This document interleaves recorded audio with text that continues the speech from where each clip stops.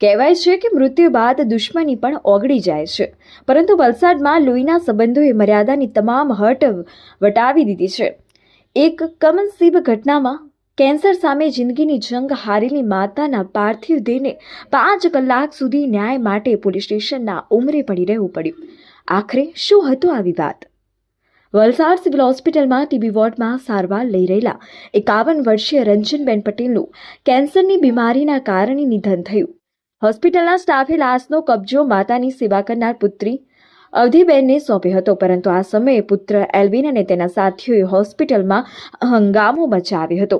વિવાદ એટલો વકર્યો કે પોલીસ બોલાવવી પડી અને એમ્બ્યુલન્સને વલસાડ સિટી પોલીસ સ્ટેશને લાવવામાં આવી. પુત્ર એલ્વિન તેની માતાની લાશ લેવા મક્કમ હતો, જ્યારે પુત્રી તેની માતાની અંતિમ ઈચ્છા મુજબ અંતિમ વિધિ મોસાળ પક્ષના ગામમાં કરવા માંગતી હતી. ધૂમધકતા તાપમાં માતાનો દેહ 5 કલાક સુધી પોલીસ સ્ટેશનના દરવાજે રઝળતો રહ્યો. માનવતા હણાઈ હોય તેવા દ્રશ્યો સર્જાયા. સીડીપીઆઈ દિનેશ પરમારે શરૂઆતમાં સમજાવટ કરી, પરંતુ પુત્રપક્ષ ન નમતા પોલીસે કડક વલણ અપનાવ્યું. આખરે જેસિયા ગામના સરપંચ અને આગેવાનોની હાજરીમાં સમાધાન થયું. માતાની અંતિમ ઈચ્છા મુજબ તેમના પિયર પક્ષના ગામ બારોલિયા તાલુકો ચીખલી ખાતે અંતિમ સંસ્કારનું કરવાનું નક્કી થયું.